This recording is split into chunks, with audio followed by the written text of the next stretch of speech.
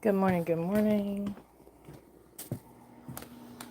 Hope we're all well. Somebody can come in, let me know how my audio is. Let me know how we're doing. We had quite the discussion yesterday, and I don't know how to turn off. Okay, they are turned off, the comments. Okay, lovely.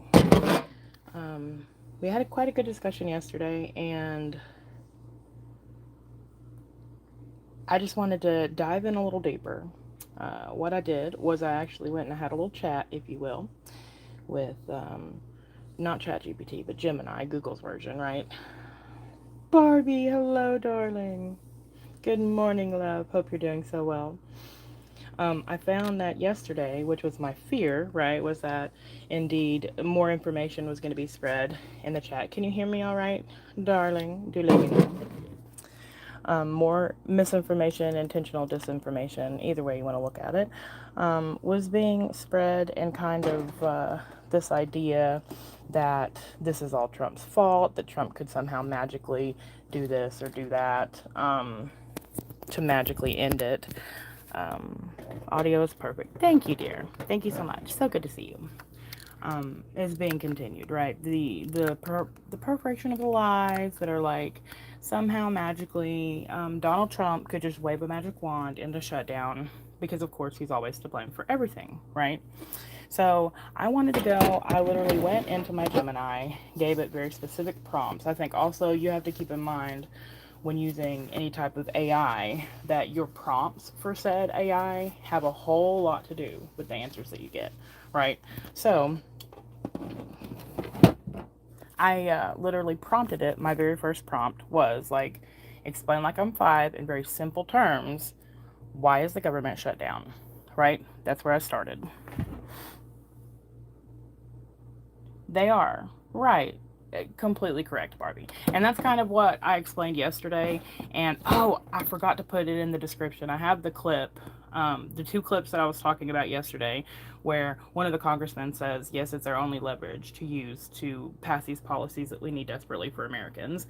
And the other clip where the senator was like, yes, well, we could come to work without pay, but some of these people are young families, as if there aren't millions of people in America, that have young children who are going to be affected by the shutdown. So I have those, and I also have Chuck Schumer went on Mike, Dr. Mike, I can't remember his last name, but Dr. Mike's healthcare or health check-in podcast, and talked a little bit about the shutdown. And I was gonna put a clip in here, but I'm like trying to hurry. I only have like an hour. I wanted to go ahead and get this live out, so I didn't. But I will also link when this goes live. I will link that podcast in the description as well. I think it goes to show that even those in power, those who are ultimately actually in a position of power to be able to stop this, are not, and in fact are going on a campaign to actually spread the disinformation that they are already proliferating to the public. I mean, it just never ceases to amaze me, right? So we're just gonna go ahead and get started. Like I said, I don't have a whole lot of time. I'll make sure, of course, that this is public after I do it, so that anybody else that wants to catch up can do so. So I asked the prompt, hey, explain like I'm five. What the hell's going on, basically, right? So this is Google Gemini's simple explanation of the government shutdown. Why the government shuts down, the no money, no service rule. Think of the U.S. government like a massive company with a new budget due every year on October 1st. In my live yesterday, I explained this and how the fiscal year and the calendar year are not exactly the same, and that's why it's happening now, etc. The start of the government's fiscal year, October 1st, they need a new budget, right? So the budget, a shopping list, and a checkbook. Every year, Congress, the House, and the Senate has to agree on a quote-unquote shopping list or a budget for all the discretionary parts of the government. Things like national parks, food safety inspection, the FBI's operating costs, and NASA. They do this by passing 12 different appropriations or spending bills that fund these agencies. The deadline, September 30th. The new budget bills have to be passed by both the House and Senate and then signed into law by the President before the current funding runs out at midnight on September 30th. The problem, disagreement, and hey Larry, good morning, so good to see you. Good to see you. Good morning. The problem, disagreement, and the Anti Deficiency Act. This is also really interesting. I think even I myself only very generally and minimally understood that this is in fact an automatic thing that happens. I think the language used around a government shutdown can be kind of misleading and mislead us into thinking this is an action that's taken, that people cause the government to shut down, when in fact it's one of those situations where your inaction causes the reaction, if you will, right? So when Congress and the president can't agree on the details of those 12 bending spills, usually because of political disagreements over what should be funded or how much to spend, the deadline passes without a new budget. This is where a little known law called the Anti Deficiency Act comes in. It essentially says that federal agencies are forbidden from spending or promising to spend any money they haven't been given yet. Once the clock strikes midnight and their legal spending authority runs out, they have to stop all non essential operations. That's the shutdown. It's not an active decision to close the doors. It's an automatic legal consequence of failing to pass the funding bills on time. So, there's our Dave. Morning, Nader. Hope you're doing well. So, does this mean somehow that it's not still laid at both of the parties' feet for being inactive and for not agreeing? No, of course not, because everyone in the House and Senate knew that this was going to happen, right? So even if they didn't actively shut the doors, they did by their inaction, right? And again, as I said yesterday, I'll continue to preach it. It's at both the feet of Republicans and Democrats that we're going through this right now. Originally, right? November 20th, November 25th, or I'm sorry, October 30th, October 25th, October 27th, they knew that this deadline was coming, right? On October 30th. They knew, or September. Wait a second. Is it September 30th? Wait. No, the deadline's September 30th. Sorry for misspeaking. So, on September the 20th, 25th, 27th, 28th, 29th, they knew this was coming, right? It's their fault, both Republicans and the Democrats, right, in the House and the Senate, that they could not make an agreement before that deadline came, right? However, since then, since the shutdown has occurred, I do believe it is at least a majority the Democrats' fault that the shutdown is continuing. They're literally going on news stations and admitting to the American people they refuse to even sign a continuing resolution so that they can reopen the government, right? Which we're gonna get into that. We're doing a whole thing. I'm gonna explain what it is, who it affects, all of that, right? Hello, darling. So good to see you, Dave. So, just explain the Anti Deficiency Act. Shuts down automatically, right? So then what happens? Well, non essential services stop. Agencies have to stop all non essential work. Government agencies, obviously. This means national parks may close, routine food inspections can be suspended, passport processing slows down, and funding for many scientific research grants stop, right? We talked about pretty much all of these yesterday as well. There's maybe a few that I didn't list. Federal workers are furloughed. Hundreds of thousands of non essential federal employees are sent home on furlough, temporary unpaid leave, right? We talked about TSA yesterday. Essential workers work for free, temporarily. Essential employees like active duty military, TSA airport agents, Border Patrol, and air traffic controllers are legally required to continue working, but they do not get paid until the shutdown ends, then they're later paid retroactively. That was something that I mentioned yesterday. I specifically mentioned the TSA and the air traffic controllers and the active duty military. They're literally going to work for free right now, right? And none of them surely have small children, right? This is the craziness we're living in. Right, that's exactly right. They still get paid. And that's the whole comment that I mentioned yesterday. One of the congressmen had gone on, I believe it's MSNBC. I have the clip. I will drop it. When this goes live, it'll be in the description, the link to it, or as a comment. But he was asked, well, why don't you forward a bill that if you don't come to continuing resolution or some kind of resolution for this whole situation, that you guys don't get paid until you do, right? And this congressman literally had the nerve, the gall, the unmitigated audacity to say, well, we can't do that. You know, some of these congressmen and women have young children they need to feed. They can't just go to work for free.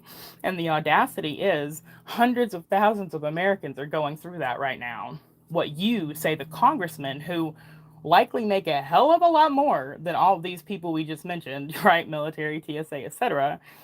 Your congressman can't go through the thing you're forcing hundreds of thousands of federal employees to go through, right? It's crazy.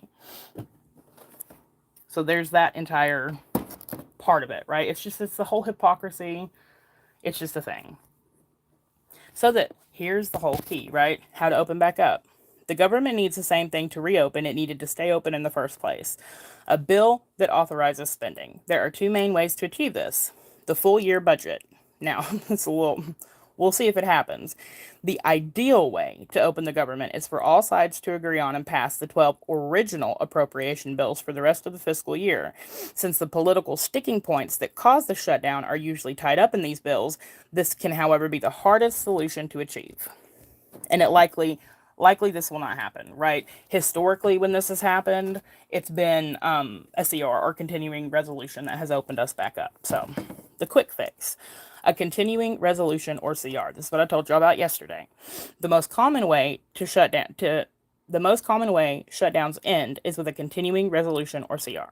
A CR is a temporary spending bill that basically says, we haven't agreed on the full budget yet, but let's just keep funding everything at its current level for another few weeks or months so the lights can turn back on.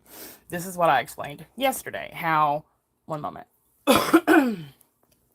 Pardon me. This is what I explained yesterday, where continuing resolution is literally basically we're not changing anything, we're not removing anything, we're not adding anything, we're not making any big agreements, we're just continuing the same level of spending that has historically happened, right? Recently historically happened, until we can agree on the big issues. That's all that it is, right? Which you would think the Democrats would want to do if they really wanted to open the government back up and actually get these people paid and fed, right? You would think. A CR is easier to pass because it doesn't require consensus on the complex long term policy issues. It simply kicks the can down the road, giving Congress more time to negotiate the full budget without the drama of a shutdown. And drama it has been.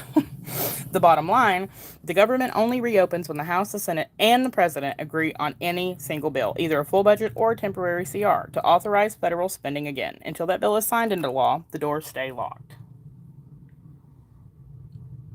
Did you miss yesterday, Larry? I thought you were here yesterday. I swore you were here, at least for a little bit.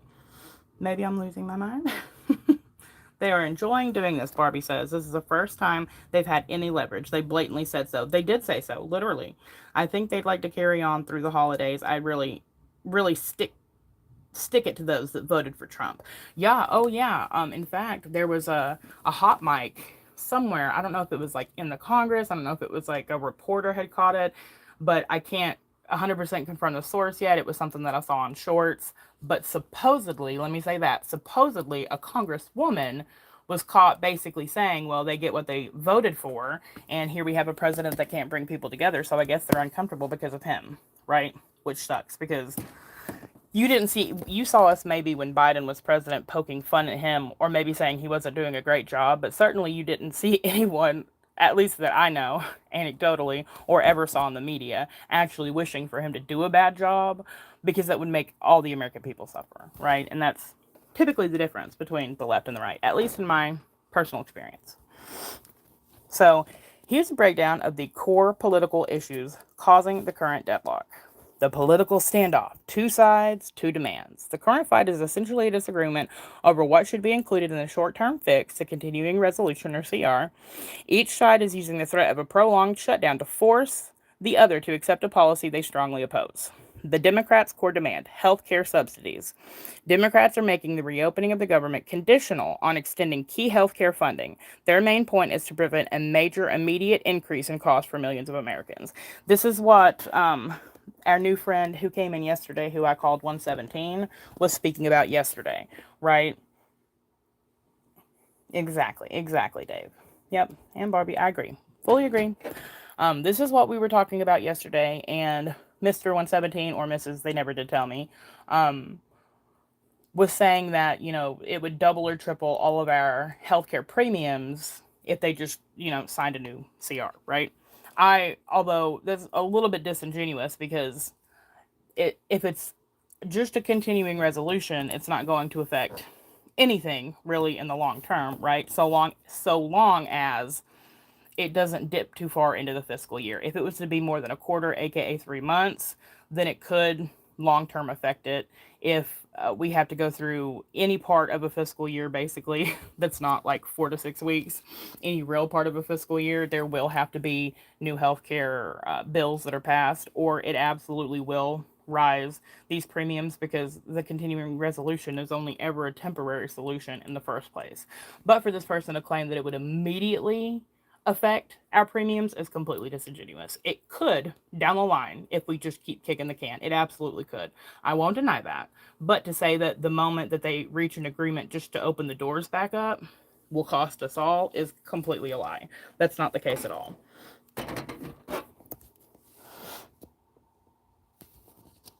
Yep. Yep. Read that. Okay. The issue. These are the issues and the demands, right, from the Democrats. The Affordable Care Act, or ACA subsidies, aka Obamacare. The demand, Democrats are demanding the extension of enhanced premium tax credits, aka subsidies, that help people pay for their health insurance premiums on the Obamacare marketplace, right? Which just means we're going to keep it somewhat affordable. Although the whole affordable part of it's kind of a misnomer in the first place, if you ask anyone who has to pay for it, right? Trust and future cuts.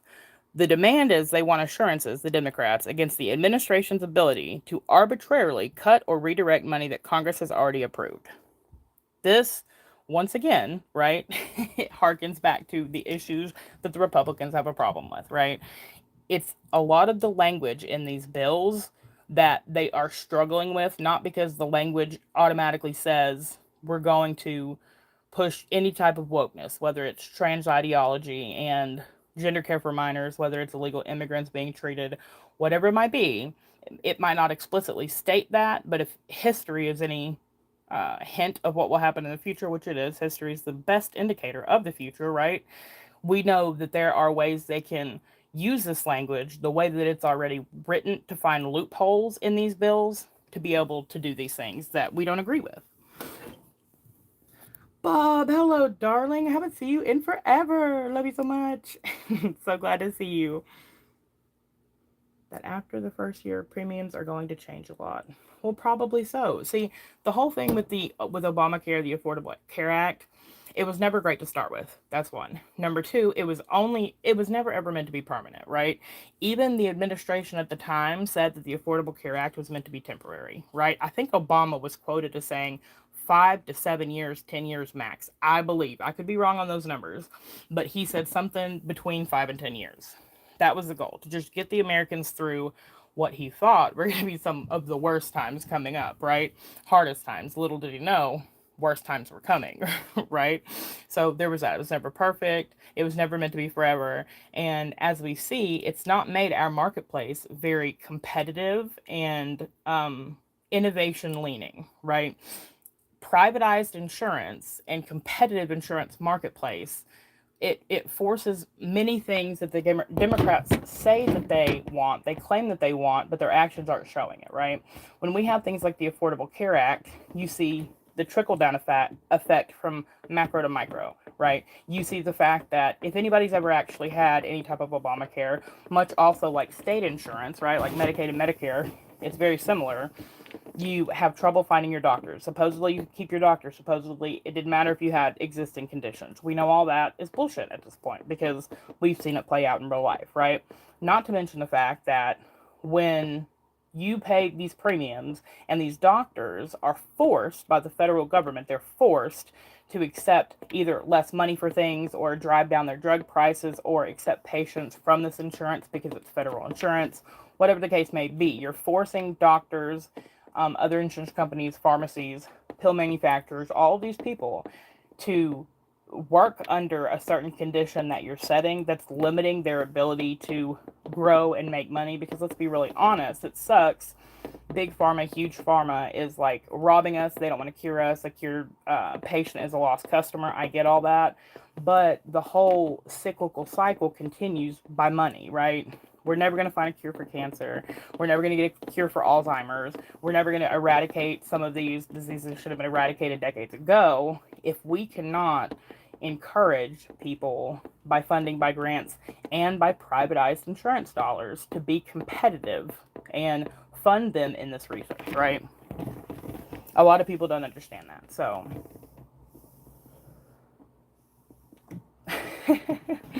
I did. I did. Yeah.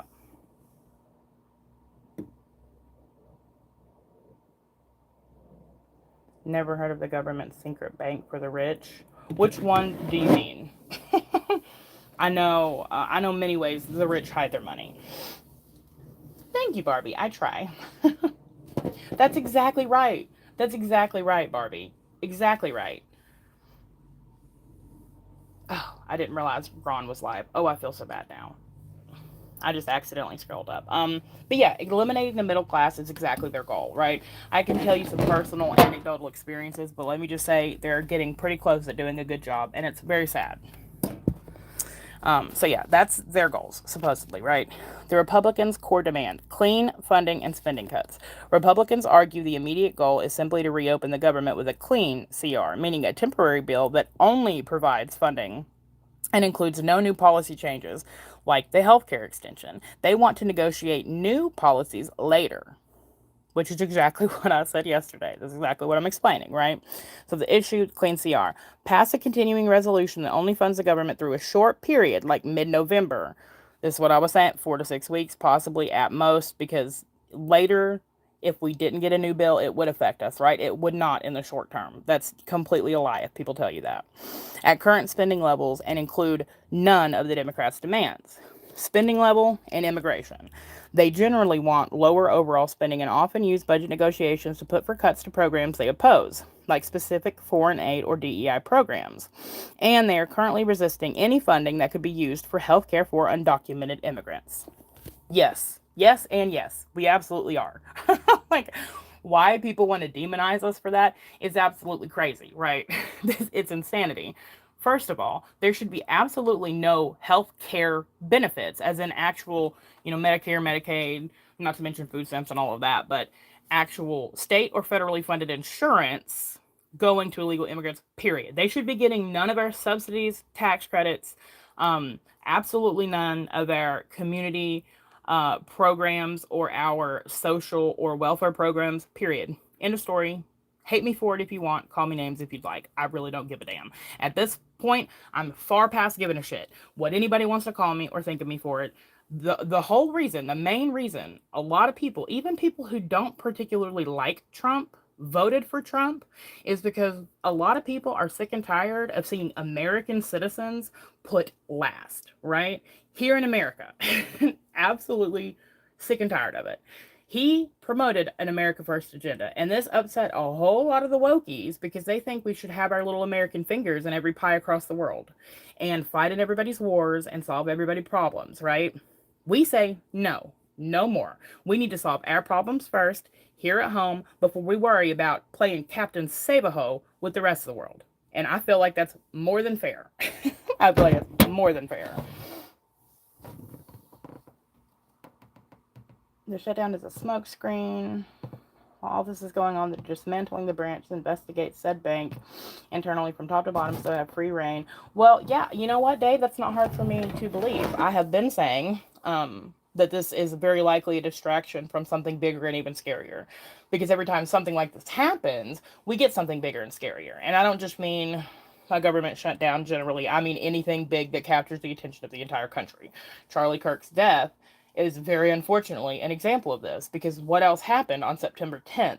A bill came in front of the House and Senate and Congress to force the release of the Epstein files, right? I did a short on it. I've exposed this, and only two Republicans voted for it, and every single Democrat. They didn't have enough votes, right?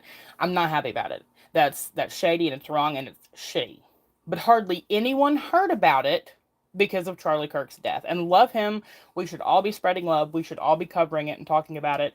I'm not saying we shouldn't, right? But even the people who did hear about it didn't hear about it for days. It's all big distractions, right? Trump is working hard behind the scenes. Lots of branches are being dismantled. The IRS is soon to follow, so I've heard and read. I hope so. Um, that's exactly right. If you have a dinner party that you have planned, you have spent money on the food, and you've planned for months, right? Your sister calls and she says, "Hey, I need you to help me clean and organize my entire house because my mother-in-law is coming into town." And your dinner party is the next day. Do you say, "You know what? Sure thing. I'm going to come right over. Completely, neglect your house, and maybe you have toddlers running around, and so there's just shit everywhere, and it's just a hot mess, right? Completely neglect that. Go help her clean her house up so that she can be ready for her mother-in-law or parents-in-law to come in, right? And so she can look nice, and so she can be benefited, and then come back home, go to bed, wake up, start preparing for the dinner party, but then you get to greet your guests in a clusterfuck. No, you don't. You tell your sister, I love you. You're my sister and I love you so much. And I will help you in 2 days because I have shit to do. Right? Like, love you so much. But no. And sometimes love does not look like enabling or stepping in to solve your problem immediately, at least, right? Sometimes it's also okay to love yourself. Put your oxygen mask on first. This is what I talk about a lot with immigration and solving the rest of the world's problems. If we can't even help ourselves, how are we supposed to give any meaningful help to other people? That doesn't make any logical sense, right? So there's also that. So yeah, we are called all types of names and thought all sorts of bad things about us because we don't want to fund illegal immigrants. The type of, and everybody wants to talk about the Mexican immigrants and how we're racist against Mexicans and Guatemalans and all these people that are coming in with like MS-13 gangs, and all of that is horrible, right? The people bringing fentanyl over the border, absolutely horrible. One of my biggest concerns right now is the overwhelming number of illegal, mind you, Muslim immigrants that are coming in and taking over cities like Dearborn, Michigan. I've already done a whole video on that as well. Um, Muslim Americans are one thing, and I believe when Trump had a temporary Muslim ban in place, he did it for very valid reasons. And anybody who wants to say I'm xenophobic or any other phobic or anti or racist, you can say it. But at the end of the day, I don't know how many people we should let into our country that have a faith and believe so strongly in that faith that they will literally hurt or end themselves to hurt and end Americans. And their faith literally calls for the jihad, aka murder of Americans, and chants death to America in our American streets. Right? This is before they don't assimilate, they mess with their culture, they're kidnapping, they're raping, they're pillaging, they're doing all of this, right? That's even before that, just on principle alone. Yes, we have freedom of religion. We have freedom to practice our faith in America. Thank God. Praise God, right? Best and freest country in the entire world.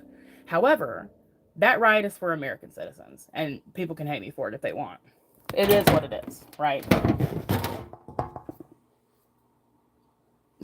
You're so funny, Bob. Ernest, how are you, Mr. Grass? So good to see you. Venezuela, yes. Yeah. Pie. What's my problem with pie? Why would I have a problem with pie? I don't have a problem. Well, it depends on the pie. It depends on the pie. Let me be clear. So here's the deadlock in the Senate, right? This is a problem. The real action that is preventing the reopening is happening in the Senate. The House of Representatives has often passed a clean CR, the Republican preference, to keep the government open temporarily. However, in the Senate, most bills need 60 votes out of 100 to pass. Since neither party controls 60 seats, they need to cooperate. This is the fundamental problem in America. Not enough political cooperation, right? Democrats are united in refusing to provide the votes necessary to pass the quote unquote clean CR unless their healthcare demands are addressed.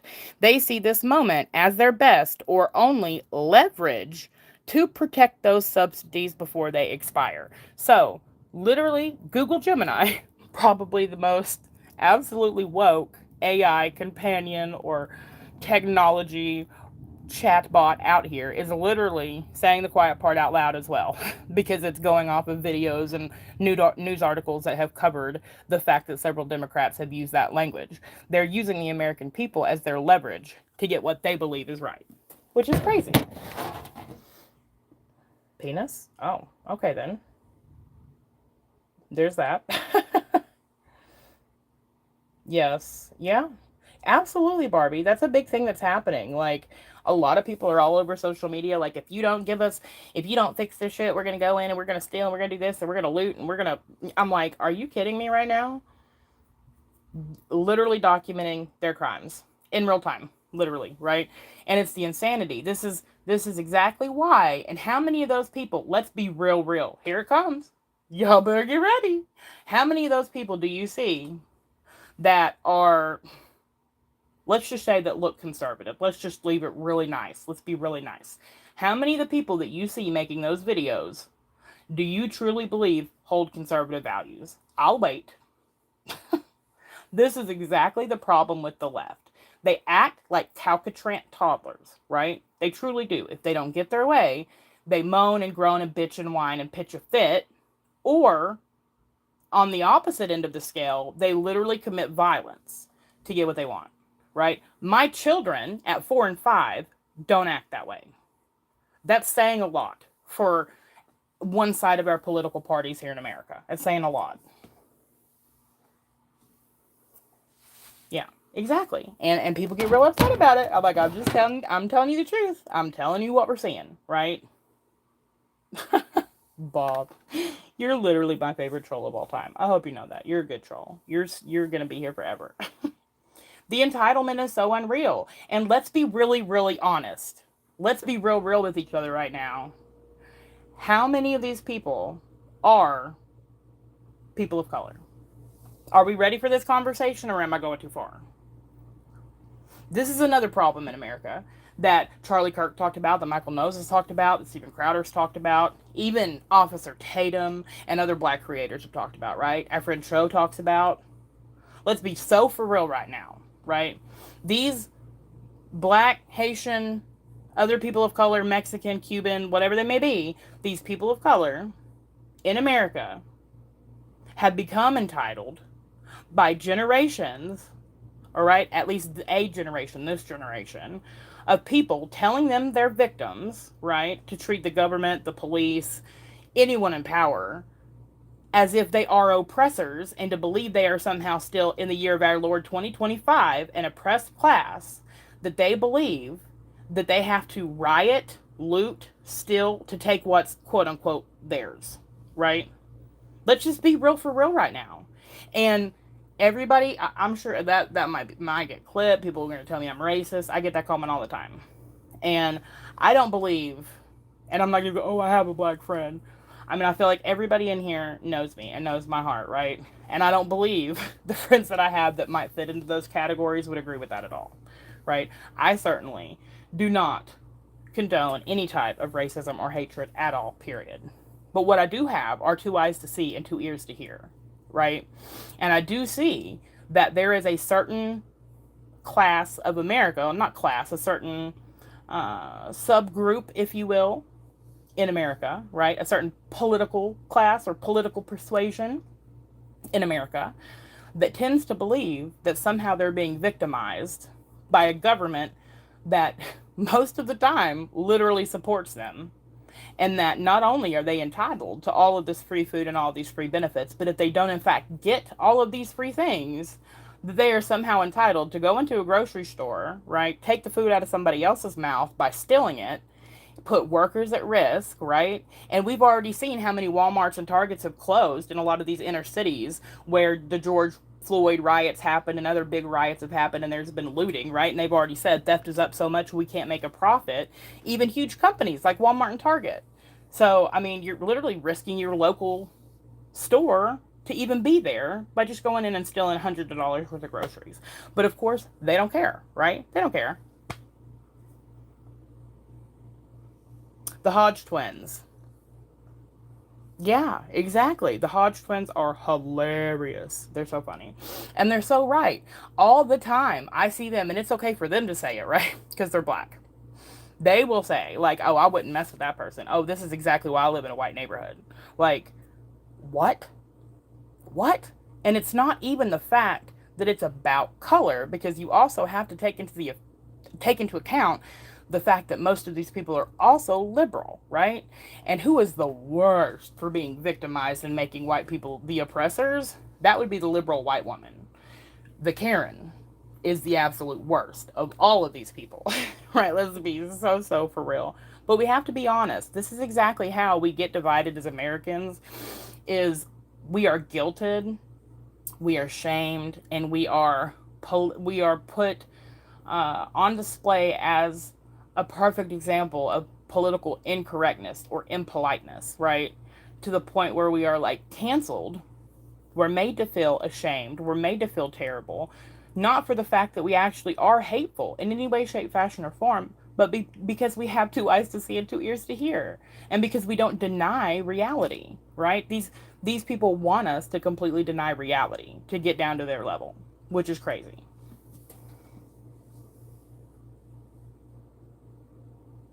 Uh, yeah, Mexico used to be an amazing country. I completely agree.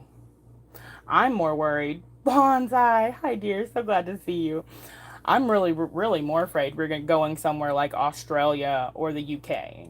Tommy Robinson, I'm going to do a whole video on him. That man is single-handedly trying to save the UK right now. And he is getting so much hate, flack. He's literally about to do time for the second time, praying they don't put him in solitary confinement like they did for 3 months the last time. And they're completely attacking the freedom of speech over there, so he isn't even protected like we would be if we said something here. I'm like, is this where we're going? It's absolutely crazy. So we know the Democrats are keeping the continuing resolution from happening.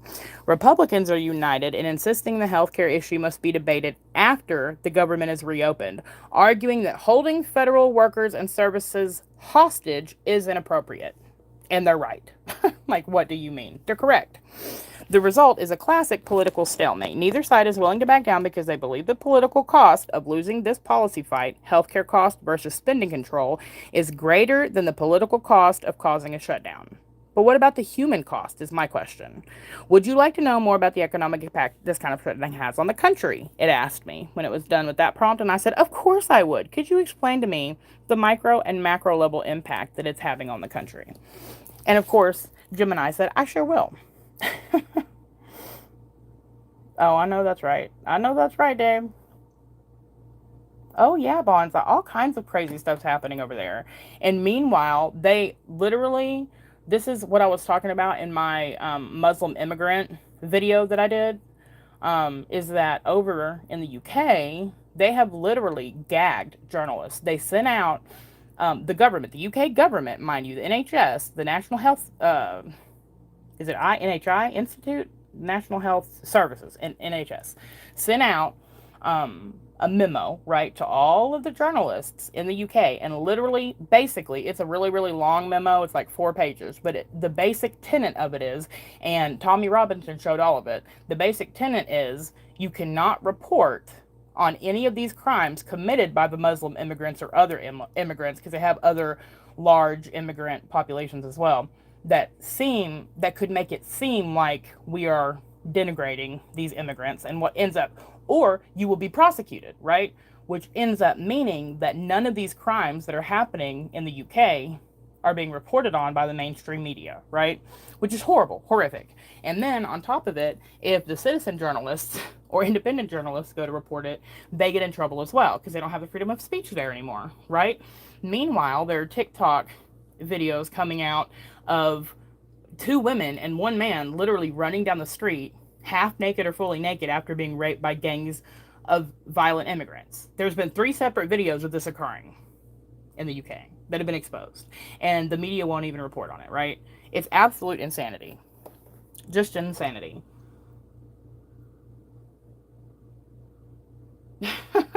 Bob, you so silly.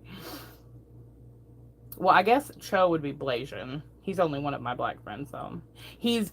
Although I do like to bring him up every once in a while because he's my black gay conservative friend. So he's like the trifecta, you know. We love Cho. We stand Cho. But if local government won't protect our citizens, why bother? That's exactly right. That's exactly right. And you'd think if you wanted your city to be safe, you'd be happy to see them there. You know, it's really that simple. So back to this, we have a micro level impact, the human cost. This is what I just mentioned a moment ago. The micro level impact is where the pain is most immediately and sharpest felt. This is the messy human reality of the political gridlock. It's so messy because we're humans, you know?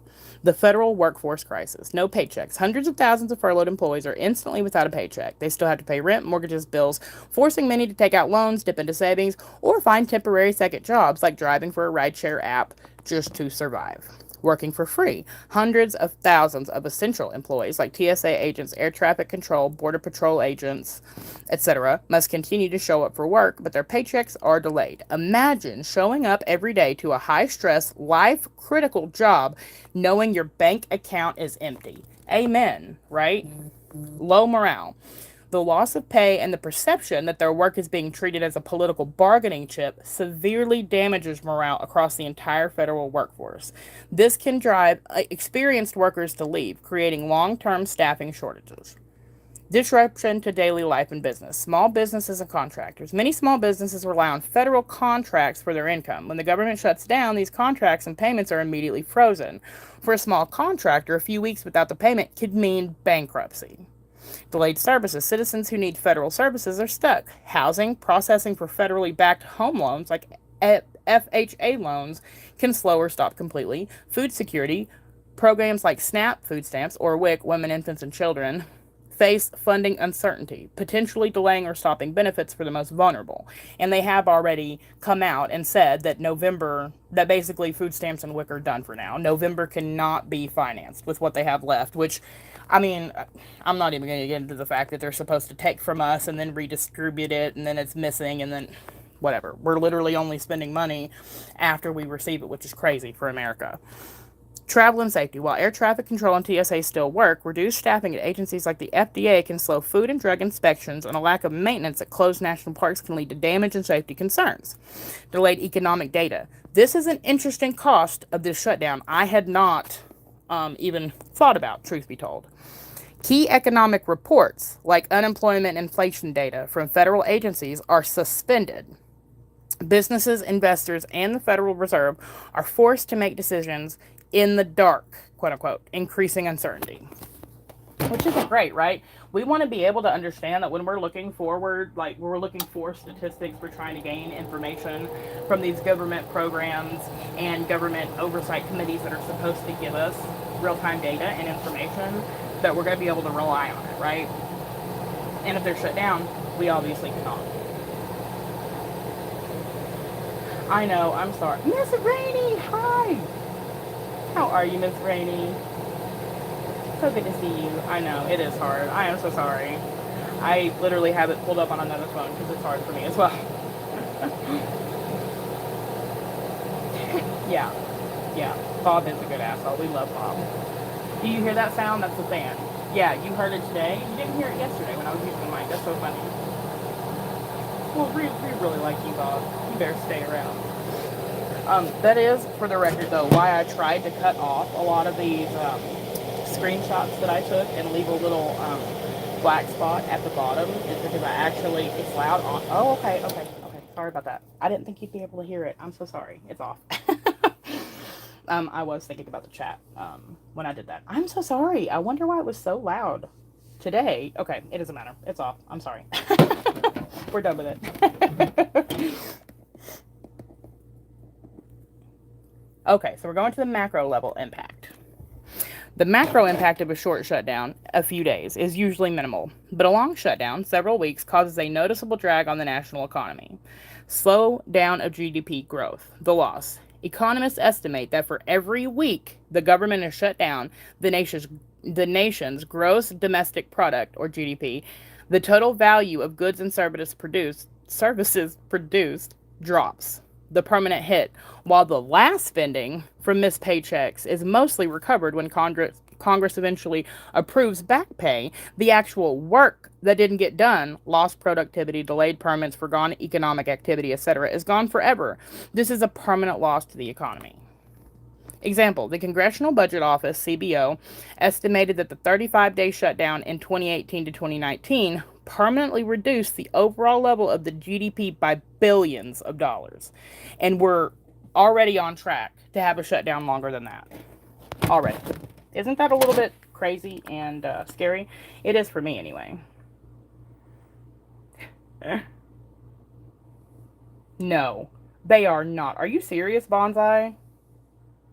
That is insanity.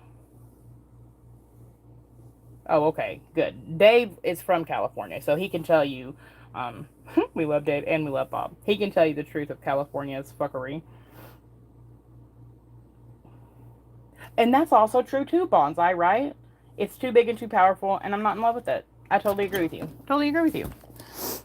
We have reduced demand and confidence. Consumer spending drops. When federal workers stop getting paid, they stop spending money on everything from groceries to car repairs. The lack of spending spreads out into the local economies of Washington, D.C., Virginia, Maryland, other areas with large federal populations, creating a ripple effect. Investor uncertainty. A government that can't reliably fund itself looks unstable to investors, both at home and abroad. This uncertainty can dampen business investment and hiring decisions as companies put off major plans until the political situation stabilizes. Right? These are the types of costs that probably not a lot of people are thinking about. Not only are we having the things we immediately see, the things all over the internet, the things all over social media and also the mainstream media, but there are all these behind the scene costs that will long term impact our country and its economy a whole lot more and a whole lot deeper, right? And those are the things that I am more worried about.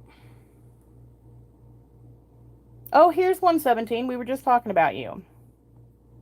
The fourth largest economy in the world. Oh. Oh, we love to hear it, Dave. We love to hear it. Uh, don't even get me started on Pelosi. I simply cannot. Simply cannot. That is the central frustrating truth of the government shutdown. The president cannot end it alone. Oh yes, that's what at the end of all this other information I had. So I said to Gemini, I said, "Hey, so what is the president's role, and can he just snap his fingers and make it go away?" Basically, it was a long prompt, but that's the basic tenet of it, right? It said, "This is the central frustrating truth of a government shutdown. The president cannot end it alone." I'm gonna say it one more time for the people in the back. The president cannot end it alone. The shutdown is fundamentally a failure of Congress to fulfill its basic constitutional duty, the power of the purse. Without a spending bill passed by both the House and the Senate, the president has nothing to sign to reopen the government.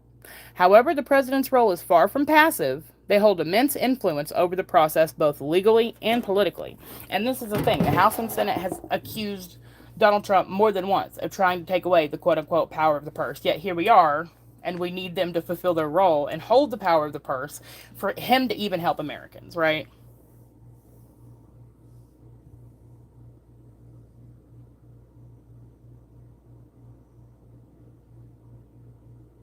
Yeah, it's crazy, Barbie. It's crazy. The president says don't negotiate. He can snap his fingers and tell Republicans to negotiate. Well, we have to remember, though, that the Republicans are totally willing to negotiate. It's the Democrats that have literally said out of their mouths on live mainstream media broadcasts that they're using the American people and our, precarious situation as leverage to get what they want with these subsidies. And I don't know if you just came in, Mr. 117, but I actually addressed what we spoke about yesterday, that it will like double, triple our healthcare costs, and that it won't happen immediately, that it will take some time, that it actually wouldn't affect the ability to be able to negotiate now. I addressed all of that like 20 minutes ago. Um, what to negotiate about, Republicans? There's a lot, Democrats. That's not how it is at all. That's not how it is at all. No. See, what's happening, 117, is I'm going to tell you exactly. And we went over it. See, you're coming in a little late. I'm going to catch you up. We literally went over it. Here, let me go. Hold on. Let me go back a couple slides. It's explained in black and white here in our breakdown, right? Which I also explained yesterday, and I feel like you're being disingenuous because you actually know the answer to this, but we're going to go through it anyway. So here are the two issues that the Democrats are holding up for, if you will, right? They want the subsidies for the Affordable Care Act, Obamacare. We talked about that yesterday. They also want them not to be able to cut, quote unquote, arbitrarily, although a Democrat using that word is kind of questionable to begin with, future funding for certain programs that they have their eye on, right? And one of the congressmen brought up Planned Parenthood, even though the goal is like to completely defund them at some point. Programs like this, programs that people in power can use in these cities to exploit loopholes to give health care to illegal immigrants. It's not that the wording says that in the bill, it's the fact that they could find a way to exploit the loopholes within it, right? Republicans are trying to stop all of that. Okay, you must have missed if you would have heard what I was saying 20 minutes ago, you would have gone off in the comments because I was telling you, America first. I don't care. I don't care how it sounds. I don't care how people sound about or think about me or what they say about me, right? I want to take care of America first. We have to put on our own oxygen mask before we can help somebody else. That's a quote. What's there to negotiate about? No, I'm still going. We're fine. California's doing great. That. So here's the thing. These are the things right now, as of right now, the Republicans want. They want a clean CR for now to reopen the doors of the government.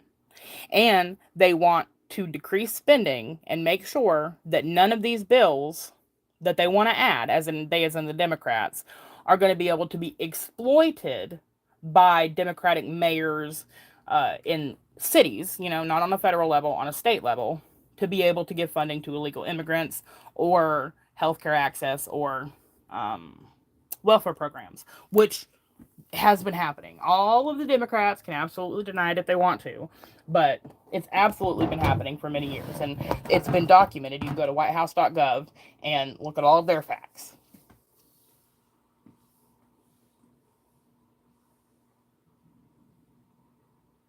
Yes, you're completely correct, 117.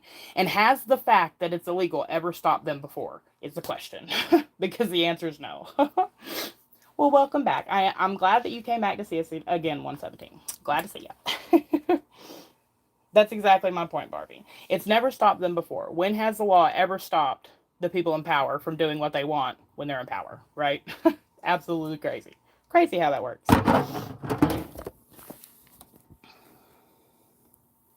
I can't imagine, Dave. I simply cannot imagine. Okay, so we're going back here. And we went through the cost. Okay. So we're back to the president's role, right? So here's his role. The legal role, the manager. This is, I think, what 117 was pointing at. The president, through the Office of Management and Budget, OMB, is the executive in charge of actually executing the shutdown.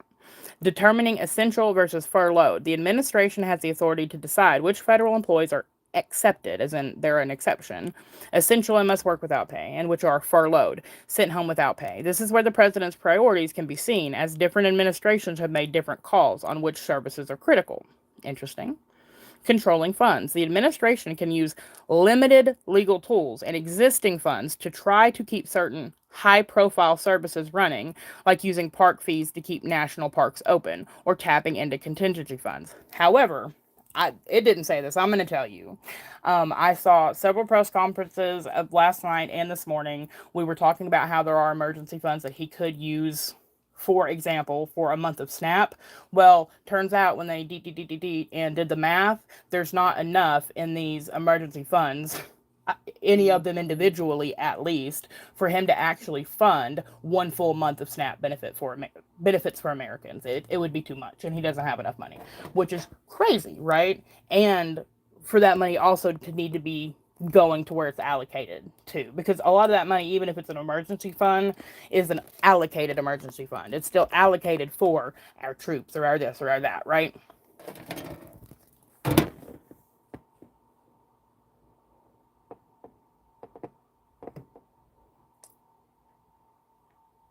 Well, I mean, can they not? What about veto power?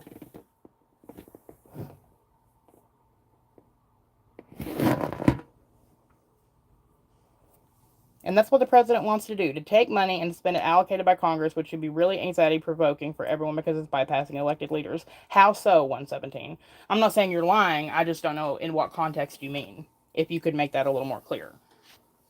I'm doing all right, Bonsai. How are you? We have a little candy corn carnival for the kids tonight, so I'm a bit anxious about that, but it should be fun. I hope you're doing well.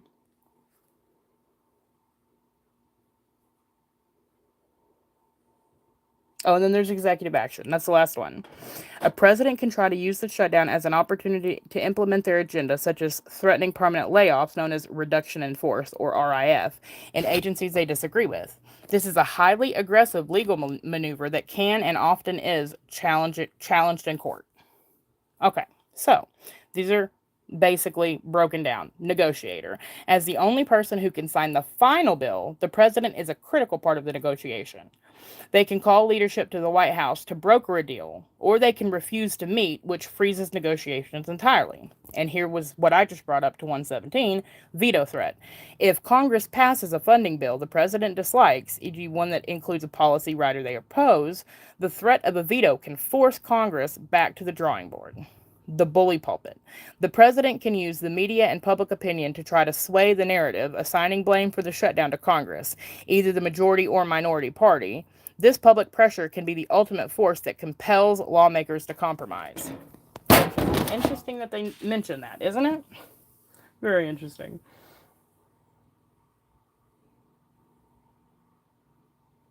But that's what the president wants to do. Oh, wait, I already read that. You're at 9.317 today? I'm so glad to hear it. I'm so glad to hear it. Federally, the president can veto a bill. He cannot say, I don't like this part or that part, so I only veto these words. Oh, right, it would be a complete veto. What is he refusing to pay for? I understand the premise of what you're telling me, but is this a hypothetical, theoretical that you're bringing up, or are you saying this is actually what's happening? Is my question. And if so, how is it happening? I'm not being dense or sarcastic. Like, I really don't understand what you're trying to point out, and I would like to understand it. The bottom line, can the president just stop it? No. The president's signature is the last step, not the first. To end a shutdown, one of two things must happen.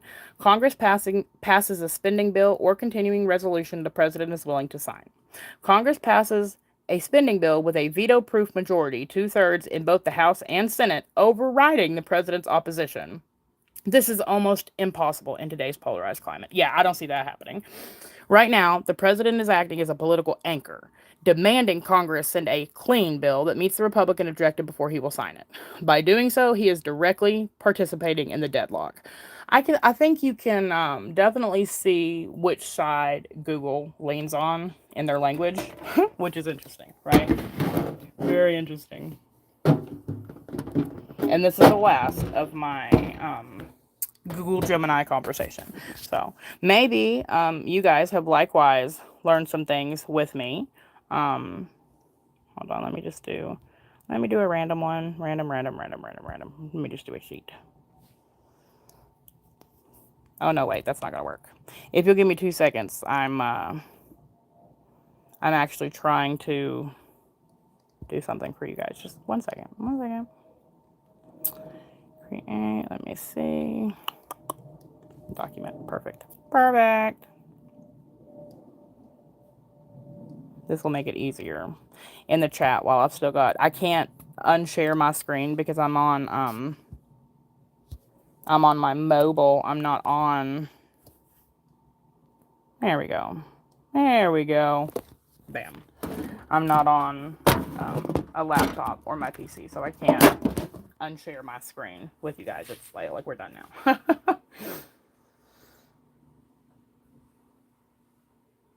Oh, that's okay, Barbie. We know you're hanging out. You know we love you so much. In the hypothetical where he doesn't veto a bill, but he wants to refuse money to a certain program, that funding is approved by Congress. Right now, I'll look for examples. Well, no, I think he understands that, he's going to at some point have to sign a bill that he may not personally completely agree with. He wants to not send the money to programs he doesn't like, though Congress has approved the funding. Him doing if that's what he's doing, it is inappropriate. I agree. I completely agree. I think right now what he's doing is that he kind of participating, like Google Gemini said there at the end there, kind of participating in the sense that he definitely opposes certain things the Democrats have tried to write in. He wants a continuing resolution, etc. I think he definitely wants to see certain programs defunded or completely erased, but I also would hope that he understands there's a legal process he has to go through to do that, right? However, I also have said 100 times that I'm not some huge Trump stan. I've called him out for many things, including, but not limited to, the Epstein list. And if he were to be doing shady things, I would not be completely surprised. So there's also that. Yep, also true, Bonsai. Also very true. Also very true. Yeah, I have no problem believing that it's possible he's up to something shady. I would like to believe that's not the case, not because I'm a huge Trump stan, but in fact because I just generally want what's best for our country, and I would like for our commander in chief to be somebody who's not being shady. And right. And that's the thing. A whole lot of people are trying to claim he wants to or he's trying to do A, B, or C, right? But there are certain things, even if he were to want hypothetically to do them, he's not going to be able to do them. There are protections in place. People keep saying he's taking power away from the House and the Senate, but I don't think people understand the way that the branches of government work, quite frankly. And I don't even mean Crimson. I mean all types of people that I see all over social media, right? Because the House and the Senate are literally the check for the president's power. They're the check, they're the balance. You know what I'm saying? Like, they're who, together, if they agree, which obviously is something that's difficult in this day and age, are the only ones who can override him. For a reason. It's that way for a reason, right? Our government, hate it as you might, and a lot of people do, right? The structure of our government was something that was very thoughtful and intentional in its design. It was made this way for a reason. Yes, it's hard to pass certain bills or to do certain things through the, you know, up and up, the legitimate legal process. However, it's like that because some things should be difficult to change, right? Some things should be difficult to override. The list is long of Trump impounding money. That's what they call that. Like, money was approved for chargers for even they didn't go. FEMA funded, he impounded that. That goes on, but that's a few. Okay, well, I'm going to screenshot that comment and I'm going to look into it. I'm not a know-it-all. You'll find this out about me if you stick around. I will never ever tell you, like, no, that's not true, if I don't know for a fact it's not true. So I have not heard this specific example, accusation against him before, and I'm happy to look into it. And I can come back next time I'm on live, and if you're here and you were right, I'll tell you, you know what? That's some fuck shit. You're right. He's doing fuckery, and I don't like it. If that's the case, I'm never too big to admit that I was wrong, or that I don't know something, or that I need to learn something to be able to continue a conversation. I don't know. I don't know if you're right. I don't know. I mean, maybe so. Maybe so, Bonsai. I truly would like to believe, um, yeah, well, and that, Bonsai, that seems to have been corroborated by FEMA employees in recorded conversations that some of the North Carolina supposed recipients have released, and some more things. That, I mean, it seems that that isn't just some wild accusation from Trump. It seems that that was at least partially true. Um, and as someone who lives near Newport, Tennessee, which is not far from that part of North Carolina, and parts of it also got shit wrecked. And those people who were supposed to, also, I know people in North Carolina who were supposed to receive that 700 and something dollars, and they made it incredibly difficult, and they did that for a reason, right? Because they had depleted the funds so much that it was rough for them to even dole out those $700 checks. So they made it, you had to already have been receiving government assistance, like Beyond SNAP or WIC, et cetera, et cetera. You had to, like, either own a home or have an official rent contract that you somehow, even though your house just got flipped upside down, still had access to. All this crazy stuff. They made rules for the North Carolina and Tennessee flooding victims to get the money for a reason, because they didn't have the money. It's crazy. Yeah, well, that Bonsai. That's what I was gonna say a second ago. Is I would like to believe that he actually has America's best interest at heart, or in the very least, he plans to live here for the rest of his life. So he has the nation where he's residing's best interest at heart, and since he's also a businessman here and around the world, even his business interest at heart. But I mean, I'm not ever surprised by how evil and corrupt the government seems to make people, even good people. So Neither side care about the safety or well-being of its people. It's only going to get worse. When parents fight, it's the children that pay the price, and we're the kids. You are not wrong, Dave. You are, as per usual, not wrong at all. I definitely think when it comes to government, I mean, I think on a person-to-person basis, like micro, real people, you and I hope that's not at least 100% true. But unfortunately, in the government, they're kind of showing us that it is right now, right? I mean, I completely agree that the Republicans could be doing more. They could be sitting down. Like, why are they not having one of these quote unquote filibusters, not where they actually filibuster, but where they just sit in? I guess you'd call it a sit in, where they lock their happy asses in the room and just figure it out. Just figure it out. How many of them are going to take their kids trick or treating tomorrow night? When I personally know people who can't even take their dang kids to this candy corn carnival at my kid's school tonight because they don't have the money to buy tickets or to buy the food there, and they don't even know how they're going to eat next month. Never mind even Thanksgiving. I mean day to day, because their WIC or their SNAP has been cut off, or their checks were held up. I mean, it's been crazy, right?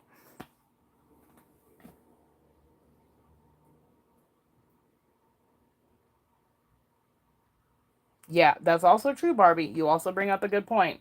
It's exactly the type of thing that I talk about when I speak about cops, right? I'm not someone who believes in any way, shape, fashion, or form that all cops are bad, right? I'm not one of those ACAB asshats, right? At all. However, I have exposed many times police corruption, both in my own home state of Tennessee and elsewhere, that I found it to be incredibly abhorrent and disgusting. I would be quick, to point out if corruption happened anywhere within my sight. And I think it's also really important that we do that because, much like our elected politicians, right, police officers are supposed to serve us and protect us, and certainly should never be the people that we fear when they walk in the room. But it's like I say about police officers, I don't think all of them are bad. Some people do. I would like to think the majority of them, even if it's a slight majority, are good. But I would believe, I do believe with my whole heart, the vast majority of them at least started out good. I think it's easy in an environment where you have, the thin blue line and Blue Lives Matter, and they back each other even when there's corruption, there's wrongdoing. I think it's easy to get jaded and lose hope and not want to be the one squeaky wheel that has to get oiled, if that makes sense. But I think I would like to believe their hearts were in the right place originally. I think that happens with politics as well as policing.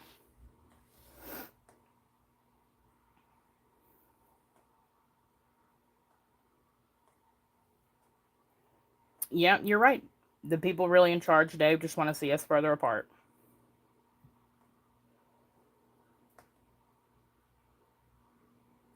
Yeah, Barbie, it's all a game, right? We must instead focus on what is now. Amen, Bonsai.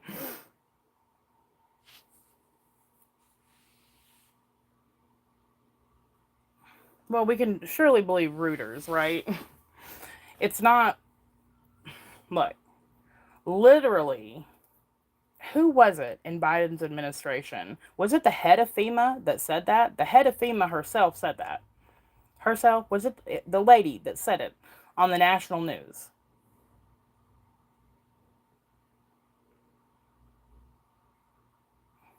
Completely correct. 117. Oh, I know that's right. I know that's right, Dave. Yep. That's correct, Dave. And that's the difference, right? That's the difference between us.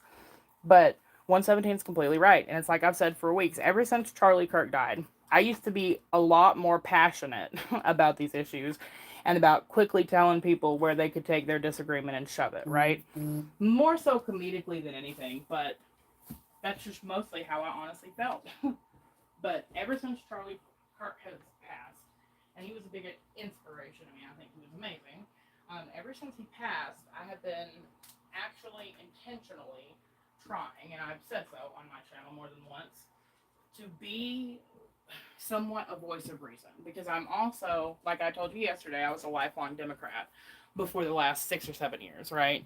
I'm someone who can see both sides, even if I don't agree. And I'm someone who's more libertarian in my heart of hearts, but faithful libertarian than even conservative. I call myself a conservative leaning libertarian. I do see things for what they are. I do see that there's somebody at the top, and I don't even mean our president, I mean somebody who's really in charge, who's pulling the strings of the people we believe are in power, right? Or we're supposed to believe are in power. And all of them want to see us fighting with each other so they can run off with all the money and the power, right? And if we're fighting with each other, we'll never find the middle ground that unites us so that we could fight back against them. I mean, I know that that's a reality. Um, I know it is.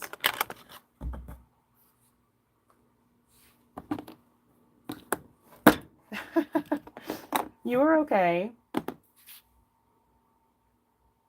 I did. Is it easier to read it now, Rainy? I hope so. So good to see you. Yep. So, in the fact they covered that the funding for that housing for undocumented people was not coming from FEMA. Like though it managed by FEMA, like FEMA managed the response, but it wasn't FEMA cash.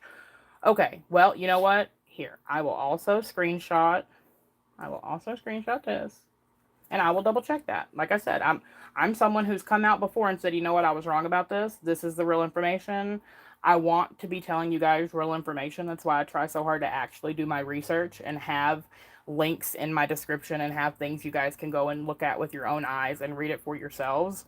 Is because I don't want to be spitting a bunch of bullshit out here, you know? Oh, there you go, fools.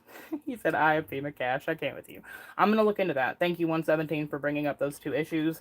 I absolutely will look further into them. Thank you for showing up, Miss Rainey. Always good to see you. And Mr. Fools. And that's right, Bonsai. All I can tell you is that I was heavily invested in that whole situation because I do have friends and kind of distant family, if you will, that were in North Carolina and Newport, Tennessee. So when that whole thing happened, I very much was paying attention, and I very much was into all the conspiracy theories. You know, not to say I believed them all, but I was into them all. I was paying attention. Not a political imperative, a moral What imperative. in the world? To do something about. No, that's the podcast I was telling you about. I very much was paying attention. I was into it, and I was paying attention to all the mainstream media interviews. And I recall my very own self that there was one. 1 second. Let me know if you can hear me all right. I recall that there was one that I believe it was the director of FEMA, but I don't want to misspeak. I believe it was the director of FEMA that literally said, we no longer have the funds because there have been too much, basically. I can't remember her exact words, but too much has been spent on housing. She didn't use the word immigrants, maybe migrants, and housing and food assistance and social programs, I believe is the way she phrased it. I can't remember every single exact word that she said, but I remember her saying that because I was shocked and appalled that she said the quiet part out loud. At the time, I remember thinking, no way did she just say that. And she did. But, you know, there's always nuance to these things as well. I'm totally aware of that. Literally. Literally. Gender identify. I'm so sorry. So sorry. Are you a tree? Let me know if you can hear the fan now. This will be an interesting experiment. That the fools are the ones running the country. No pun intended. Telling us how foolish we are. Well, that's right. And we did talk yesterday about a little bit of projection that comes from the right, or that comes from the left. And maybe it comes from the right too. But specifically, we saw a few examples of it yesterday. And the money for housing on undocumented migrants comes from Customs and Border Patrol, not if it's happening in the cities. This is another thing, right? You'll be running. Fools 2028. Hell yeah. Barbie is back. Barbie, will you let me know if you can hear the fan? Barbie knows what I'm talking about. Oh, good to see you, fools. This is another one of those conversations that happens that is completely disingenuous from the left, right? Because they like to claim, no fan, awesome. Okay, it must have been my headset then. This really is a noise canceling mic right here. Thank you, 117. So here's the thing, right? Is that a lot of the Democrats want to say that illegal immigrants are not getting WIC, food stamps, housing, Medicaid, etc., right? I can tell you for a fact, anecdotally, that's not true.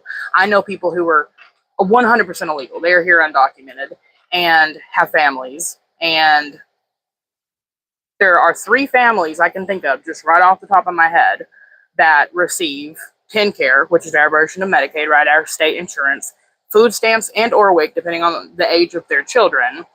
And at least those, and one family, their entire rent is paid through housing, right? Now, I know for a fact that they give, at least in the state of Tennessee, maybe I can't speak for every single state, but I know in Tennessee they will absolutely give illegal immigrants food stamps and WIC because there's a specific box you can check on the paperwork. I know that this is there, right? I've used these benefits in the past. I know that it's there because I filled out this paperwork. It literally asks you if you're an illegal immigrant, and then underneath with an asterisk, it says that it will not be reported to police and that it's not used for any type of like data collection. And basically, it doesn't matter. It's like we're just asking you to ask you for no good reason, right? Except, I guess, that they will know, even though they don't cooperate with ICE, and that's a whole other thing. But you check the box, and it doesn't get reported to anyone, and you can still get these benefits. I can't speak for every single state, but I can absolutely speak for Tennessee. It happens. Thank you, Barbie. That's exactly right, Bonsai. Instead of just figuring out a way to work together. And this is probably exactly what's happening in the House and Senate right now, right? They're probably on the floor that our American tax dollars pay for, arguing about who's stupid and dumb and not how to make it work for the American people. And that's what's scary. Yeah. Rainey would be a great first lady. I agree. They're giving illegals commercial licenses in California so they can underpay truck drivers, and they're fucking killing people left and right on our roads. Well, there's Dave's take. $100 billion in SNAP benefits in total, and a crazy amount of undocumented going to the ER. Amen, fools. This is the thing. The left, the people in power on the left, really want to tell the American people that it's impossible for illegal immigrants to gain benefits in America, and that's just simply patently false. Period. It's false. Out here in the oil field, I would guess 60+% of drivers, wow, are illegal immigrants. And we're seeing a lot of that too. That's all over social media right now. Of course, the mainstream media isn't reporting on it, but that's an entire thing. I've seen many videos about that. They've killed a few people. I mean, Dave's not lying. I've seen several stories about that from citizen journalists and independent journalists talking about it, and it's insane.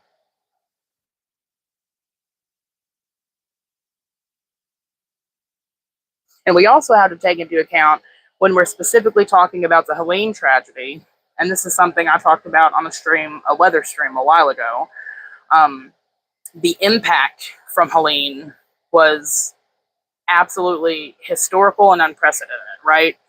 This isn't like Florida or other states where, or even some areas in North Carolina, Georgia, etc., right? Louisiana, Texas, where people prepare for hurricanes and they know how to handle them, and they have at least some infrastructure in place, some like list of do's and don'ts that the citizens are aware of, evacuation plans, etc.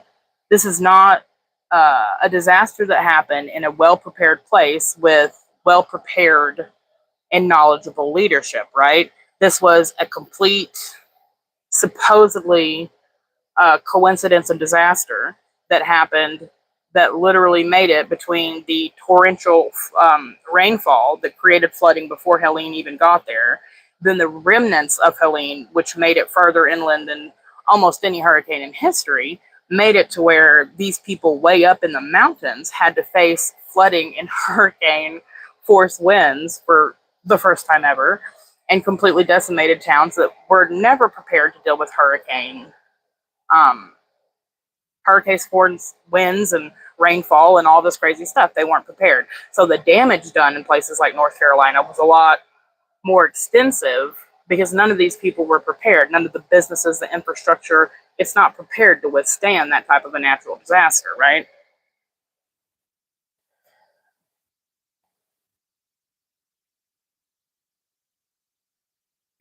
Yes. Let's go, Rainey. Let's go. Rainey for First Lady. Who are we bullshitting? Rainey could be your vice president. Well, I mean, I don't know if she could. Is that allowed? Probably not. Probably not, right? Right. No, but they do 117. That's why no, you're completely correct that the whole reason that the asterisk information is there is to let them know they won't be reported. I agree. What I'm telling you from my anecdotal evidence, because I've seen with my own two eyes that they have filled out the paperwork, not using somebody else's name, like with their very own information. They filled out the paperwork. They admitted they were illegal and they still got food stamps. They still got the benefits. That's my point. Mm-hmm.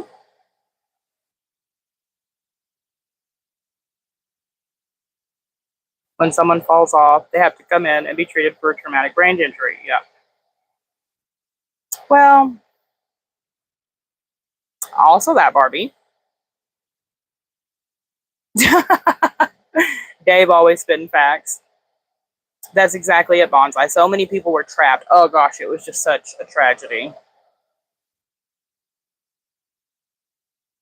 I don't know what people are expecting to happen. Will ERs just let you die outside their door? Of course not. That's why a lot of them go to the ER.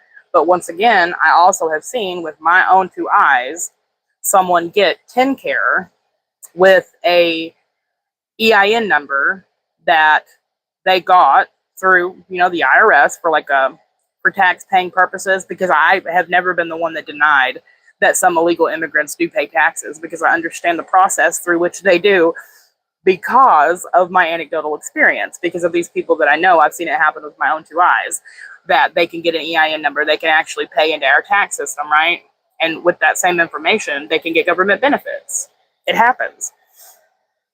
I'm going to need to start practicing being demure. How demure? How mindful.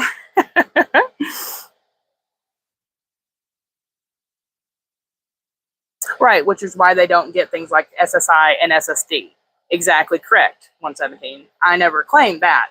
But surely you have seen Democrats claim for years that it is impossible. There's someone in the community that I have spoken with in public. I'm not going to get too left on this, but it's someone of a liberal persuasion that literally said with his whole chest that illegal immigrants absolutely do not and never do receive things like food stamps, WIC, and Medicaid, because they're not eligible, right? That they pay into taxes with an EIN. He didn't say that, but he paid into taxes, yet they can't receive any of our social or welfare benefits or retirement programs, disability, etc., all the way down to food stamps. Many, many liberals peddle this lie. I'm sure you have seen it for yourself, that they cannot, because they're not eligible, they're not American citizens, they cannot get food stamps, WIC, housing, etc. And that's simply and patently false.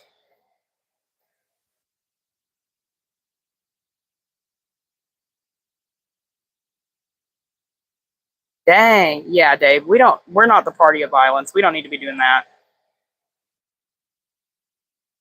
Yep. I'm in America's most southwest city. I can see Mexico from my porch. The shit that happens here is disgusting. I can't imagine, Dave. New Mexico gives driver's license to illegals. Citizens have to provide extra documentation to prove citizenship in order to get a real ID. Do not even get me started. I literally did a live about having to, all the shit I had to go through because I was going to get a real ID. I didn't even end up doing it. It was a whole thing. But I did a whole live about it months ago. Barbie knows, because I was griping at her. Well, not at her, but to her the entire time. It was, oh, it was a clusterfuck. And the people who work in my local DMV didn't even seem to understand the process that well. So like, I had gone and I thought I had the documentation I needed, and they had told me I could use, we'll just say this and that, and I couldn't use this and that. And so then I had to come home and get those and those. and those were from the same type of like proving my identity family. Like it was like my car registration and title. I think it was the two things, and it can't be. They have to be like proving your home address, something from your car, and another ID or something. It's got to be 3 or 4 forms of ID and proof of address that are not in that same family. And so I was going back and forth. And then I was told originally I had to get it. And then the last lady I spoke to said I didn't. And at that point, I just rage quit and got a regular ID. I was like, I'm not dealing with this shit. I am so over it. Ugh, literally. Right. Right. And that's exactly what I, preach and think we should do, Barbie. That was a good short. Charles. Okay. You do remember that. Was horrible. I want some proof of people getting benefits. It's been claimed, but I've never seen proof. They do pay into Social Security. They'll never be able to draw on that, though. Where do I find proof? I mean, I'm sure, here, let me screenshot this too. Allow me. I am 100% sure I have seen evidence at some point. I seem to remember some type of undercover, activity where like a citizen journalist was like speaking to an immigrant family, but I could be wrong. I believe she spoke to them about food stamps and housing. I could be wrong. I'm not going to speak and swear on a stack of Bibles. That's what it was. I remember it was a citizen journalist and they were speaking with immigrants, several families of immigrants. Um, I believe it was about food stamps and housing. Um, but here's the thing, right? How, if you don't like go undercover or like record a conversation with someone and ask them about it, like how are you going to prove that, right? I guess I guess hypothetically they would get the same paperwork anyone else would get if they were approved. Maybe you can also choose to go paperless, and then all that's going to have it is an app on your phone.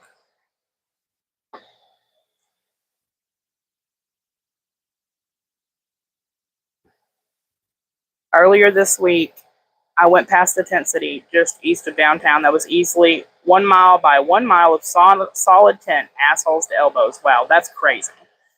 Miri, hello.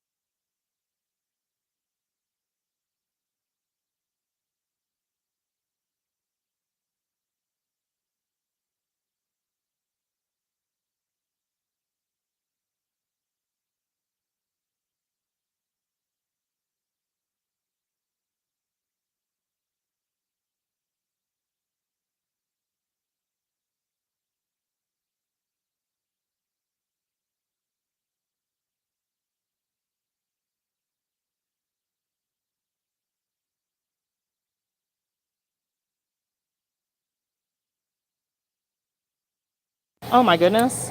Was I just like completely not being heard? Can you hear me now? I am so sorry.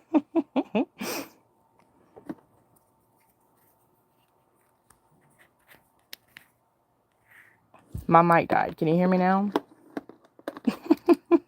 Can you hear me now?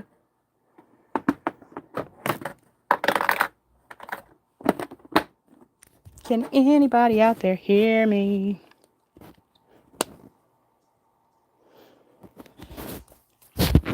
Can anyone hear me? Okay, we're all good. Sorry, my mic died apparently. It doesn't tell me, it just dies. So that's nice. Um, but what I was trying to say is like, hey, there are hardworking American families that, you know, are one and sometimes even two income families, and they work their asses off, and they cannot be approved for these benefits because they make $22 too much, $12 too much. And yet here come a wave of illegal immigrants that, thus far have done nothing to benefit our country, and in fact have broken federal law by illegally coming here in the first place, and they can get these benefits over citizens. That does piss me off, I'm not going to lie. Not because I'm just so stingy, but because we should be taking care of our people first. I mean, I don't feel that that's, you know, I sure am. I'm here. Back in the saddle again. I don't think that that's racist or xenophobic or hateful in any way, shape, fashion, or form. I think that's prudent. I think that that would be the right way to do things, right? I mean, if we just take a look at every other country in the world, right? Whether they've got socialized healthcare, whether they do, government benefits by income or by age or eligibility standards across the board. If you go to another country, what process do you have to go through to get government benefits in that country? How are you treated as an immigrant in that country, right? That's where we should start, in my opinion. Right? Yeah, right. I mean, people really would love to make me think that I'm crazy about this. I don't think I'm being crazy about it. I don't think I'm being harsh. I don't think I'm being unfair. I think it's pretty, it's just prudent. It's smart. It's fair to say, hey, you know what? We don't even care to help you, but we need to make sure our people are good first. Because these are people who were lucky and blessed enough to be born here. And yeah, a lot of it is luck of the draw. It's your parents, whether they are immigrants or whether they were born here and have been here for, hundreds of years. And you have a whole genealogy here. Either way, we're lucky and blessed to be born Americans. And that means something to a lot of us. It doesn't to a lot of these immigrants. I'll tell you right now, they come here for differing reasons, right? They all have different motivations, but very rarely is it so that they can assimilate and so that they can give something to our country and our culture. Lately, it's that they want to just come here. They seemingly want to get benefits. They want to receive all the benefits, whether it's actual benefits or, colloquialism, like colloquially, what's the word I'm looking for? Like,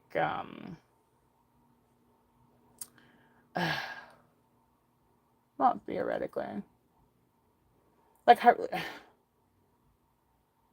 like, like the saying of benefits. I literally can't think of the word. You know what I'm trying to say. Whether it's like actual physical benefits or, you know, the benefit of being an American, the benefit of not having to worry about gangs in your home country or being bombed. Or, I mean, I feel bad for a lot of these people who are good people who are in war torn countries or impoverished countries. I do. I have a heart for all of them. I help the homeless in my own area.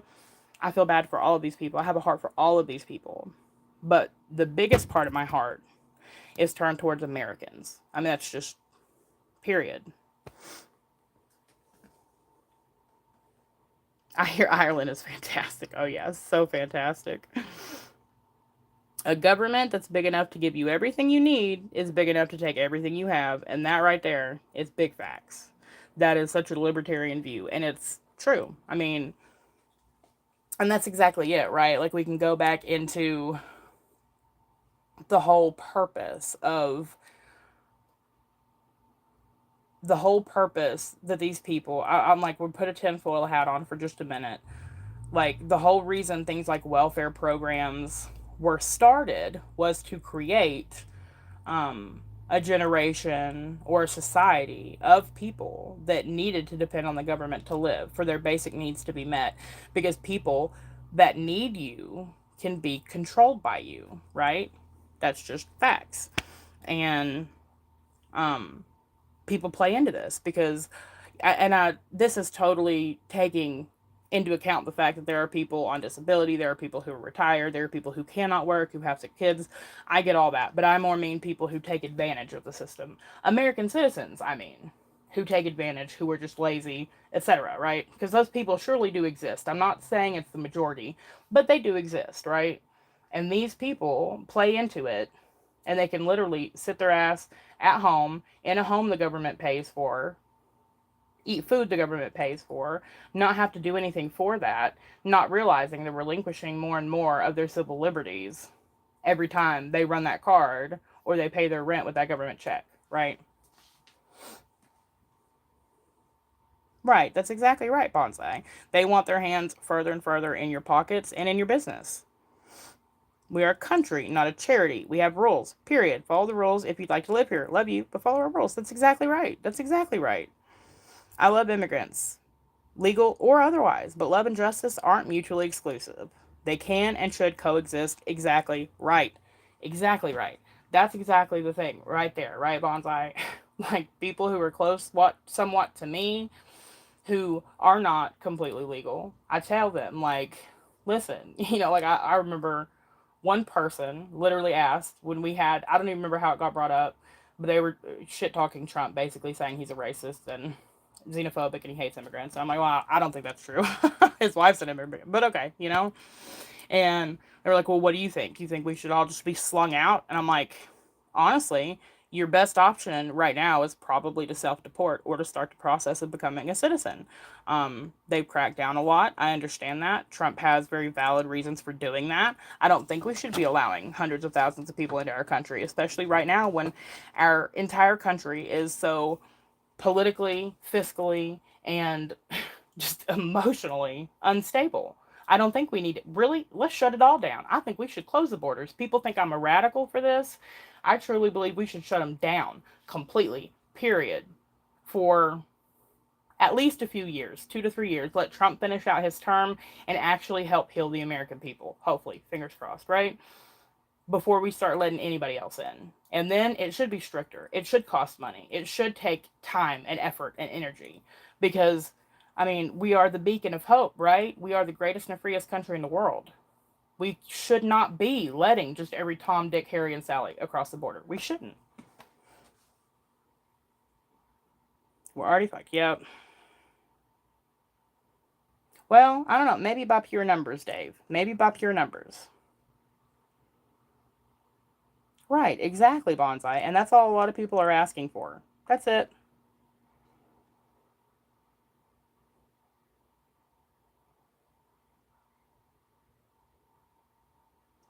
Well, that's exactly right, Bonsai. Well, and that's the thing, right? Because these days, everybody is, it's the same reason that the journalists in the UK are afraid to print stories about the immigrants there. It's because they're afraid to be canceled, they're afraid to be ridiculed and ostracized by society that tells them you're this, you're that, you're ist, you're phobic for simply telling the truth, right? Just like these same people think that we're ists and phobics and antis for simply asking these people to follow the rules that have very clearly been established for many years. It's not controversial. It's only controversial to those who would seek to somehow benefit from or harm the system they are criticizing. But here we are. Here I go. And we've been here on here over an hour, I do believe. Oh my goodness, almost two. And I need to be going to do several things. I've got several little projects that I need to finish up before we get ready for this candy corn carnival tonight. Well, yeah, that too. That's also true. We've raised an entire entitled generation that just didn't have that ass whooped enough, right? I think that can be directly correlated to the uptick in and normalization of CPS, right? The biggest human trafficking organization in the world, or at least in the US, pardon me, is CPS, right? Every child above the age of 8 or 9 knows that all they have to do is call and say their parents are mean to them, and they can make their parents' lives very difficult, even if they're perfect parents, and nobody's that, but even if they were amazing parents, right? It's the same reason that allows them to be able to come into your home kidnap your child, etc., right? Like all of these things play in together. And people were also too scared of ostracization, of CPS, of all of that to just whoop their kids' ass like they needed to when they were growing up. And therefore we end up with this entire generation so entitled they can barely be reasoned with. If you spank me, I'll call the cops. Let my kids. Let my kids one time. I bet it's the only time I can exile him.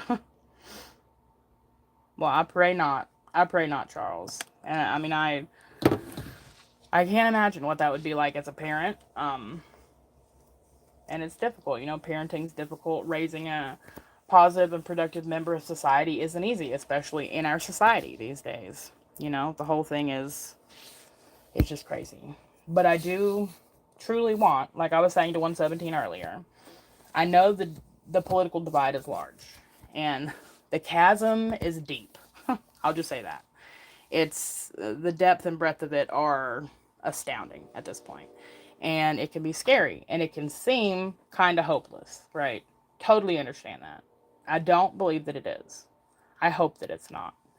And I would really love to be some part of a way that we can somehow move a little closer to each other. That's not to say that we have to change our political beliefs or adopt or even accept ideologies we fundamentally disagree with or support things that we morally or ethically believe or know in our hearts are wrong. Either sides, right?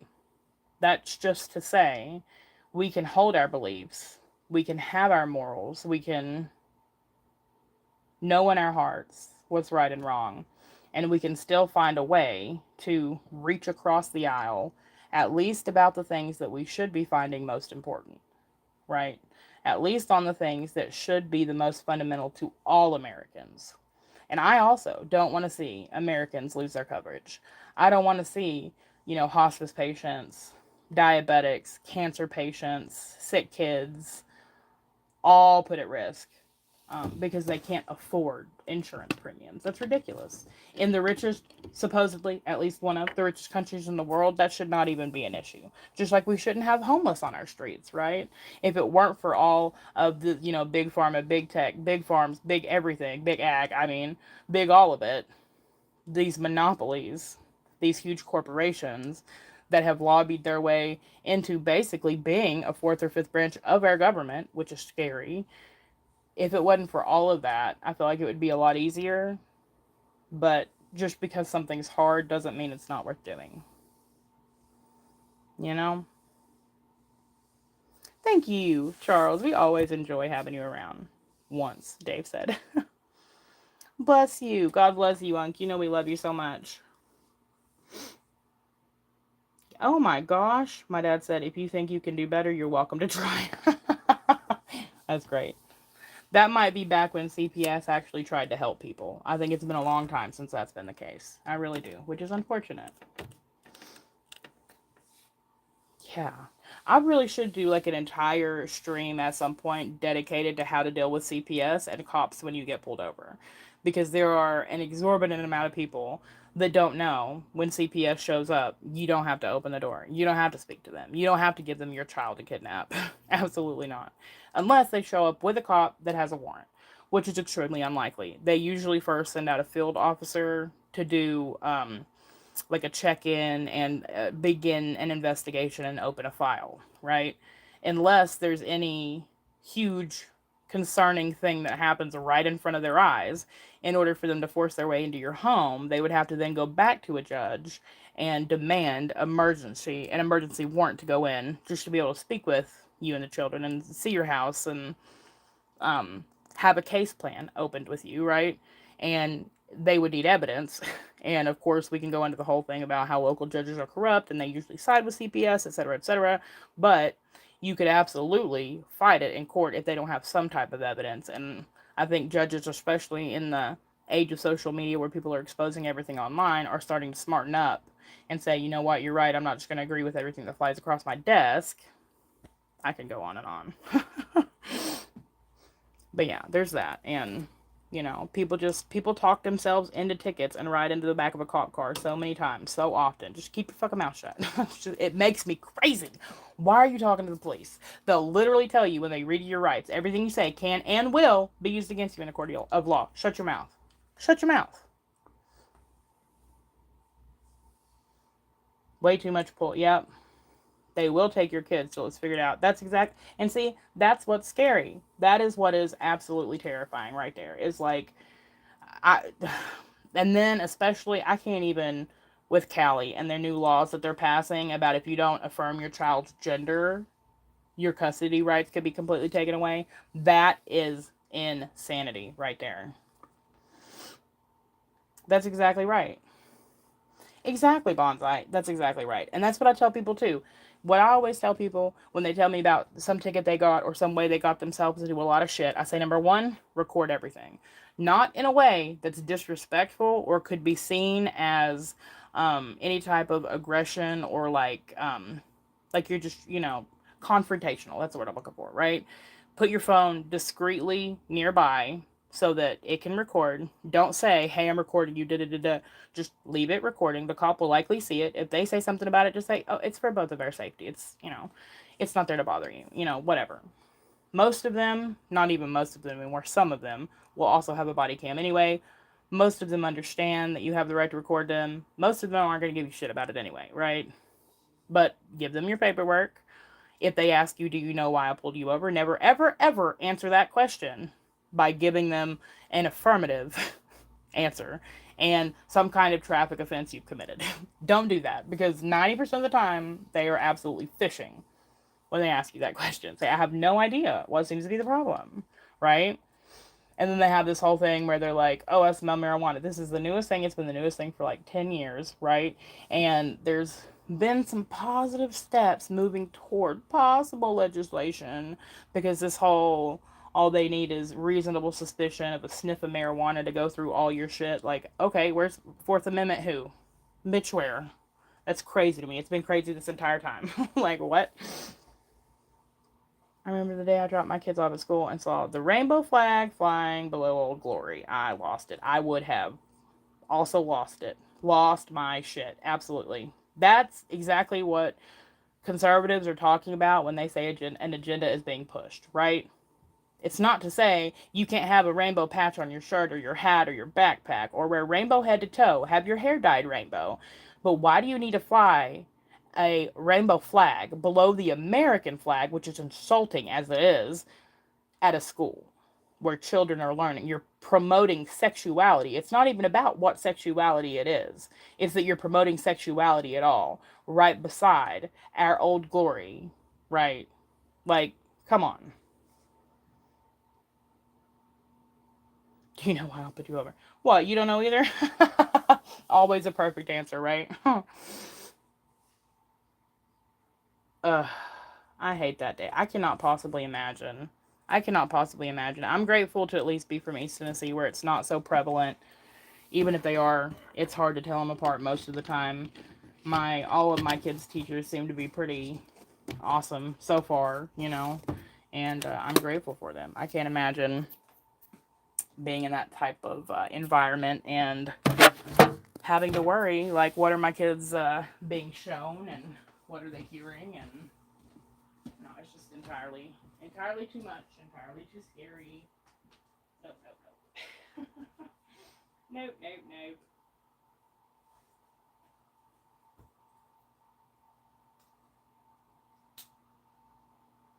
Fly upside down to the street. Right under there. Oh lordy, I see all your symbolism, Charles. Alrighty, I think that's gonna end it for me. I'm here turning off the lights so that I can run to the store real quick before I have to go get Serenity. It's been a great stream. Um, I think I'll do some days like this where it's like, 10 or 11 o'clock.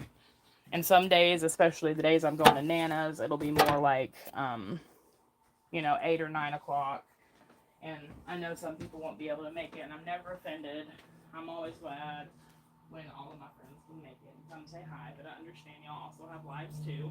Totally get it.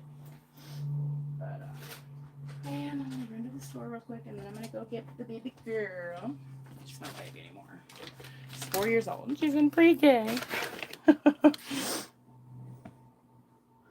No reason to associate sexuality with patriotism. Exactly. Amen. Yeah, that Barbie. Yeah. Oh, that's how I read it, Barbie. Yeah. Well, and it's like I was saying the other day.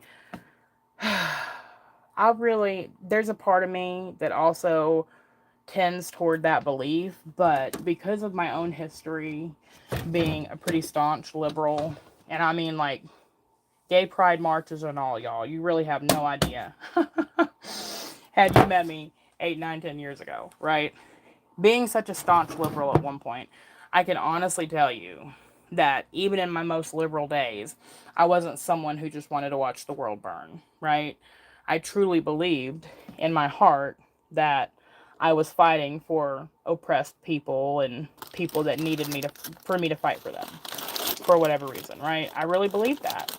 So, I think, and I was also lied to and confused and befuddled by falsehoods and opinions that have no bearing in fact, etc. So, there's also that. Yes, we do. Oh, thanks, Charles. I try. I try. I'm far from perfect, but I love those little demons, those little hellions are all mine. And I love them more than anything.